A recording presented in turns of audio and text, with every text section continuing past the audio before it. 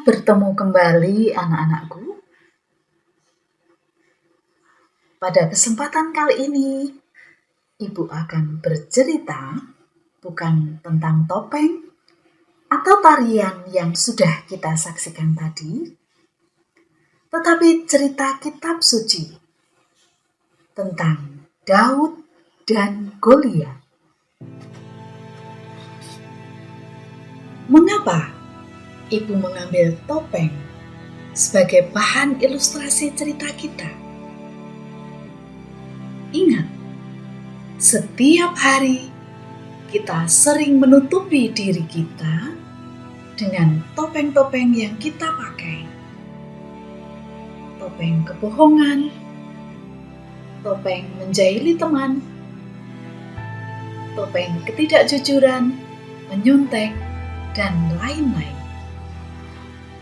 Dikisahkan dalam kitab suci bahwa dalam pemerintahan Raja Saul, raja di Israel, terjadilah pertempuran antara Israel dan Filistin.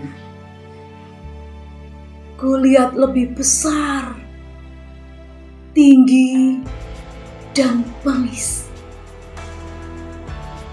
Ia juga berpakaian perang, bertombak panjang, dan juga memakai pedang yang tajam.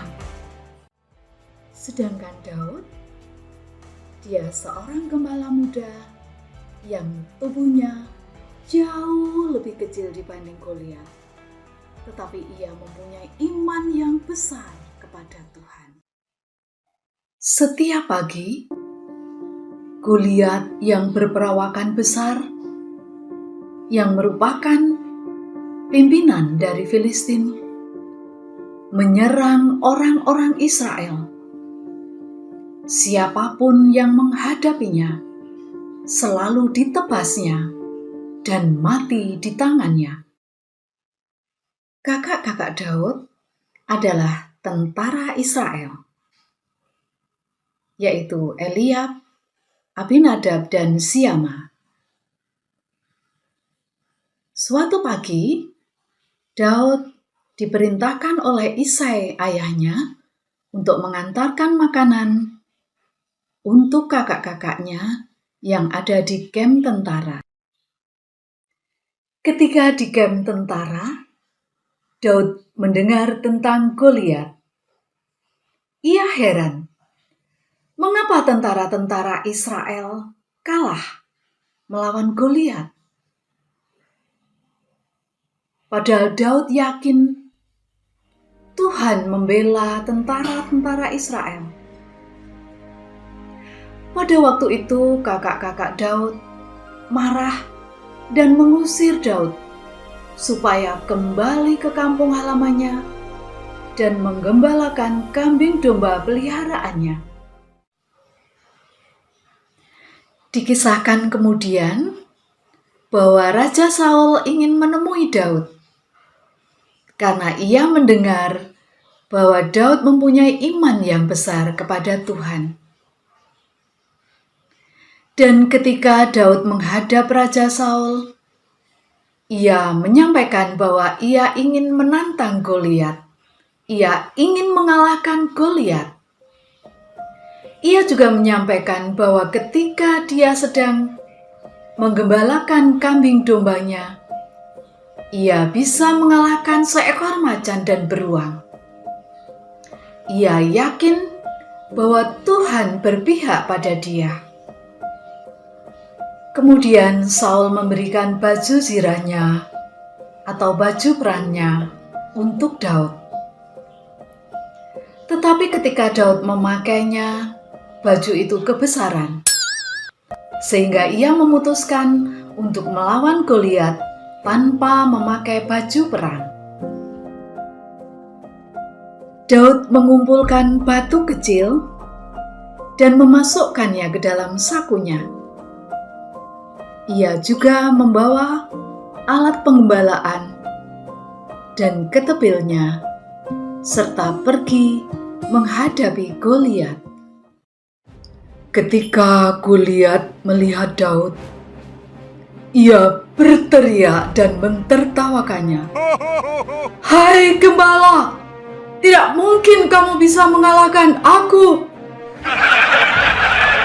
Kemudian Daud pun juga berteriak menentang Goliat.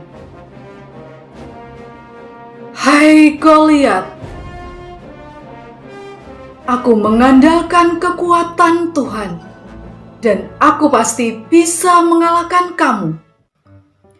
Daud berlari ke arah Goliat, dan dia melemparkan batu dengan umbannya.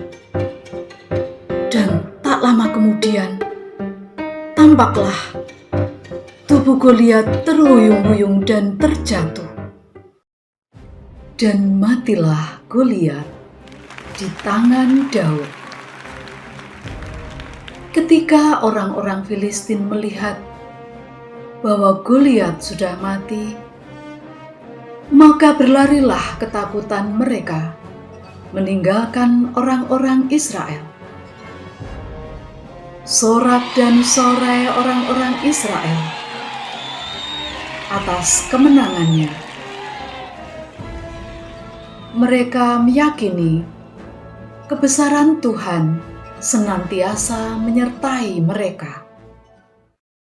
Anak-anak, pelajaran apa yang dapat kita ambil dari kisah Daud dan Goliat? Kalau kalian memperhatikan, yang pertama, manusia itu melihat yang nampak. Yang nampaknya besar, yang nampaknya gagah. Lalu yang kedua, Tuhan melihat yang kecil. Tuhan melihat hati kita. Jadi, kalau kita bisa mengambil kesimpulan dari cerita ini, kita harus bisa melawan raksasa-raksasa yang ada di dalam diri kita masing-masing. Kalian menjadi lebih sayang kepada teman, lebih suka menolong, lebih taat pada Bapak Ibu guru, taat pada orang tua, dan selalu menjadi anak yang bisa dibanggakan. Demikian anak-anak, berkah dalam.